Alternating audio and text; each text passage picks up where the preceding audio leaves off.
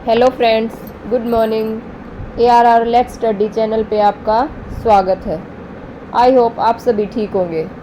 जैसा कि मैंने कल आपको सीटेट नोटिफिकेशन दिसंबर 2023-24 के बारे में बताया था, आज मैं आपको सीटेट की स्ट्रेटेजी और टिप्स के बारे में बताऊंगी जो दिसंबर 2023 के एग्ज़ाम के लिए बहुत ही ज़रूरी है। वे टिप्स और स्ट्रेटेजी जानने के लिए हमारे चैनल के साथ जुड़े रहे और वीडियो को शुरू से लेकर लास्ट तक देखें। मैं आज आपको 5 मेन पॉइंट्स बताऊंगी जिसके कारण हम सीटेट को फर्स्ट अटैम्प्ट में ही इजीली क्रैक कर सकते हैं। आप सभी ने देखा होगा कि इस बार का जो सीटेट रिजल्ट है वो पहले के मुकाबले बहुत कम था, इसीलिए आपके पास ये सुनहरा मौका है कि आप इस बार सीटेट को इजीली क्लियर कर सकें। सीटेट इतना टफ एग्ज़ाम नहीं है। अगर आप सही टिप्स और सही स्ट्रेटेजी से तैयारी करते हैं तो आप इसे फर्स्ट अटैम्प्ट में ही क्लियर कर सकते हैं। इसके लिए आपको क्या करना होगा, आपको एग्ज़ाम में कौन सी चीज़ों का ध्यान रखना चाहिए, आपको पहले कौन सी चीज़ों का ध्यान रखना चाहिए, तैयारी करते समय क्या करना चाहिए, तो उसके लिए मैं आपको ये 5 मेन पॉइंट्स बताने जा रही हूँ जो कि आप ध्यान से सुनिए। सबसे पहला पॉइंट है कि चाइल्ड सेंटर्ड आंसर। जी हाँ, चाइल्ड सेंटर्ड आंसर यानी कि बच्चे पर केंद्रित उत्तर।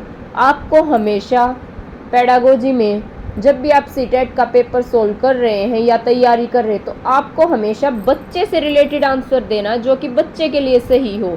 ऐसा नहीं है कि आप टीचर ने कुछ कहा तो टीचर के लिए जो सही है उसको आंसर दोगे, नहीं, आपको बच्चे से रिलेटेड आंसर देना है जो कि चाइल्ड सेंटर्ड आंसर हो। हमारा जो पेडागोजी है, हमारी जो साइकोलॉजी है, वो सारी जो है चाइल्ड सेंटर्ड थीम पे बेस्ड है। ये हमारा फर्स्ट इम्पोर्टेंट पॉइंट है। अगर आप इस पॉइंट पर ध्यान दे लेते हैं तो आप एटलीस्ट अच्छे से अच्छे मार्क्स स्कोर कर सकते हैं। सेकंड नंबर पे आता है हमारा पॉजिटिव आंसर।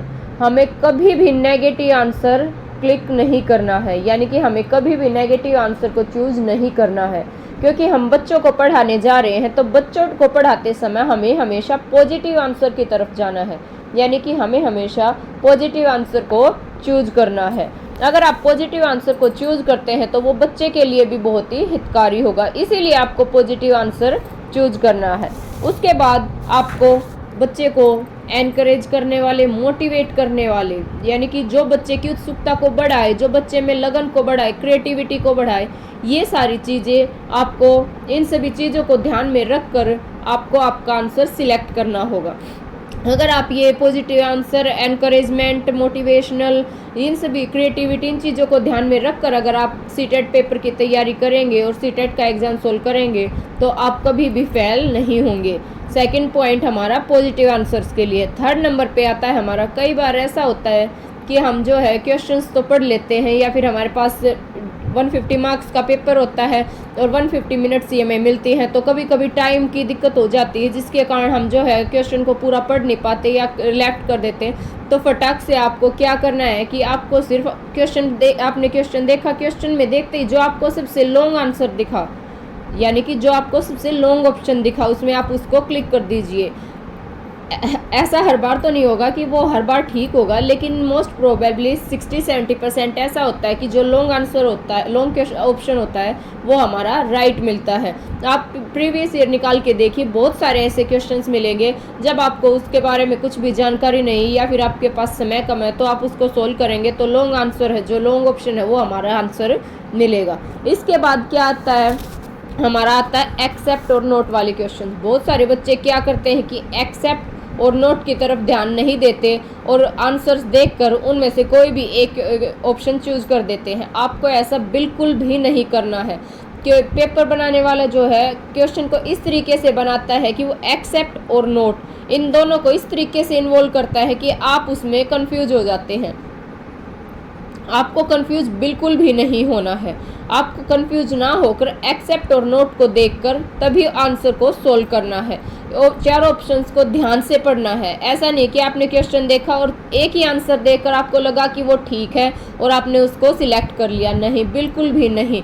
आपको ध्यान से पूरे चारों ऑप्शंस पढ़ने हैं और आपको वो क्लिक करना, आपको वो टिक करना है, तभी आप अपने पेपर को आराम से क्लियर कर सकते हैं।